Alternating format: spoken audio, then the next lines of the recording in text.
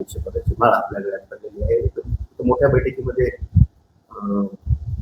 फक्त सर्वांमध्ये निवड करण्यात आली. काय प्रतिक्रिया आणि कशा पद्धतीने साजरी करणार आणि सर्व धर्मीय जिथं नाव येतं तिथं सर्व जाती धर्मांच्या लोकांच्या संदर्भामध्ये आपली काय विचारसरणी हे सर्वसामान्य नागरिकांमध्ये पोहोचवण्याचं काम करण्यात येत आहे. काय प्रतिक्रिया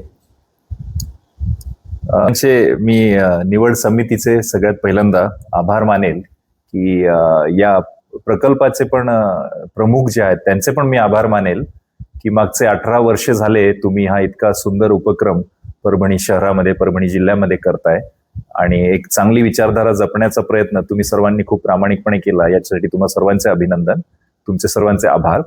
कारण आजची सध्याची परिस्थिती बघता आपल्याला बोट कापणाऱ्या लोकांचाच अनुभव सगळीकडे दिसायला लागलेला आहे. आपल्या देशाची खूप वाईट परिस्थिती आहे, खूप जातीपातीत भांडणं लागलेली आहे आणि हे का होतंय हे कळायचं असेल तर आता नेत्यांची फक्त बोटं बघायचंच आपण काम केलं पाहिजे अशी परिस्थिती सध्या आहे. आणि त्याच्या मागचं खराब इरादा नेतृत्वाने जर दाखवला तर खाली पण परिस्थिती खराबच होणार हे आपण सगळेच अनुभवतो आहोत.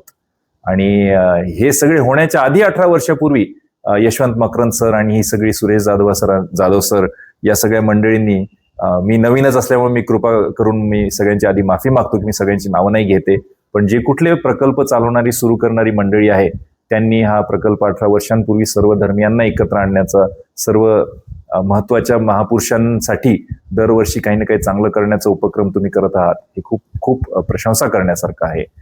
हे ऐकूनच मला खूप आनंद झाला होता असं काही प्रयत्न होतोय म्हणून. आणि अमेरिकेतून परत आल्यानंतर उद्योग क्षेत्रात काम करत होतो किंवा आता समाज कार्यात कार्य करत आहे मागचे 7 वर्ष झाले, तर म्हणजे थोडंसं कमी माहिती होती परभणीत नेमकी प्रकल्प काय चालू आहेत, कशी कशी चालू आहेत. पण शेषराव देशमुखांसारखा एक विकास पुरुष या पहिल्या वर्षी या समितीचा अध्यक्ष होता. त्यावेळेस नंतर मग अजून एक महान नेतृत्व आपल्या परभणी जिल्ह्याने अनुभवलेलं प्रतापराव बांगर साहेब हे दुसऱ्यांदा अध्यक्ष होते आणि असे अनेक विचारवंत या समितीने अध्यक्षपदी निवडले. मला अपेक्षित नव्हतं, मला मित्राचा फोन आला होता की समीर तुलाही अध्यक्षपद होणार आहे म्हणून. आणि मी तसा नवीनच असल्यामुळे राजकारणात जरी अमेरिकेतून आल्यानंतर उद्योग क्षेत्रात कार्य करत असताना अनेक समाजासाठी उपयोगी गोष्टी जरी केलेल्या होत्या तरी मला अध्यक्षपद वगैरे निवडतील असं काही अपेक्षित नव्हतं. पण तुम्ही सर्वांनी हे केलं, हे काय एक सुखद धक्का होता. आणि माझ्या विचारसरणीचा गणेशराव दुधगावकरांच्या विचारसरणीचा आम्ही मोठा सन्मान समजतो की सर्व धर्मियांना सोबत घेऊन कार्य करण्याचं काम गणेशराव दुधगावकरांनी कायम केलं. 2 वंजारी समाजातील व्यक्तींना, 2 मारवाडी समाजातील व्यक्तींना आणि सर्वच धर्मियातील अनेक मराठा युवकांना आमदारकीपर्यंत पोहोचवण्याचं कार्य करणारे, सर्व धर्मियाच्या कार्यकर्त्यांना मोठे करणारे कार्यकर्ते मोठे झाले पाहिजे हा विचार ठेवणारे एक विकास पुरुष नेतृत्व गणेशराव दुधगावकर साहेब आहेत. आणि अशाच चांगल्या प्रेरणा घेऊन, छत्रपती शिवरायांकडनं प्रेरणा घेऊन, दुधगावकर साहेबांकडनं प्रेरणा घेऊन मी लहानपणीपासून निर्व्यसनी जगत आलो, चांगल्या विचारांवर जगण्याचा प्रामाणिक प्रयत्न केला आणि हे जनता परभणीतली बघत होती. हे खूप छान या अध्यक्षपदातून जाणवते. त्यामुळे मी सर्वांचे आभार मानतो, अभिनंदनही करतो की तुम्ही हा विचार खूप चांगला जपलात 18 वर्ष.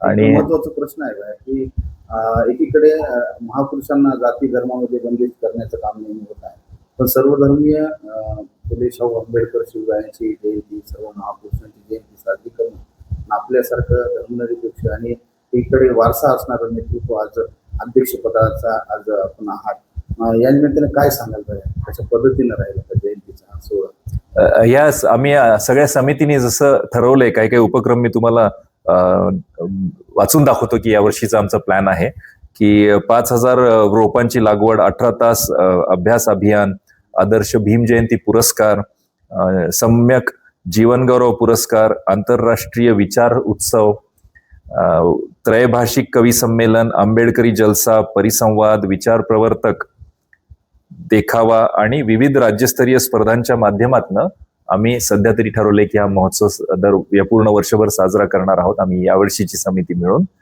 यातनं प्रयत्न असा आहे की कला, गुण आणि जी कोणी प्रतिभा वेगवेगळ्या युवकांमध्ये असते सगळ्यांनाच त्यामध्ये सहभागाची मुभा असणार आहे. त्यामुळं जे कोणी जिंकतील त्यांना ऍटलिस्ट एक प्लॅटफॉर्म बनवून देणे, त्यांना पुढे आणण्यासाठी एक प्रयत्न करणे, सर्वधर्मीय म्हणून एकत्र येऊन प्रयत्न करणे, हा जो जातीयवादाचं विष पेरले गेलेलं आहे ते कमी करण्याचा प्रामाणिक प्रयत्न 18 वर्ष झाले चालतोयच. आणि त्याला अजून मजबूत करण्यासाठी अजून जोर लावून आम्ही सर्वजण काम करू, हा उद्देश आहे. महापुरुषांनी विचार सांगितलाय, सत्यशोधक असलं पाहिजे असं महात्मा फुलेंनी सांगितलं. राजश्री शाहू महाराजांनी, पहिले शाहू महाराजांमध्ये कार्यकाळात तर आपण भारत देश जिंकण्यापर्यंत पोहोचलो होतो. पूर्ण सगळा परिसर अटक ते कटक झालेला आहे त्या पहिल्या शाहू महाराजांच्या काळामध्ये. आणि या दुसऱ्या शाहू महाराजांच्या काळामध्ये आपल्याला सर्व धर्मियांना सोबत घेऊन कसं कार्य करायचं हे शाहू महाराजांनी दाखवून दिलं. आंबेडकर साहेबांमुळे, त्या घटना समितीमुळे, अध्यक्ष आंबेडकर साहेबांच्या मेहनतीमुळे आपल्याला एक हे मागे जे दिसते तुम्हाला संविधानाची उद्देशिका, हे आपल्या सर्वांपर्यंत पोहोचलं. अनेक उपेक्षित घटकांना जे पिचलेले, त्रास देण्यात आलेले, जे मी भगवद्गीतेचा अभ्यासक असल्यामुळे मी सांगतो, भगवद्गीतेत एक सुद्धा शब्द असा नाहीये की कोणाला त्रास द्या तुम्ही. पण काही मूर्ख बेअक्कल लोकांनी चुकीचा अर्थ त्यातनं काढून मग काही लोकांना त्रास देण्याचे काम केले.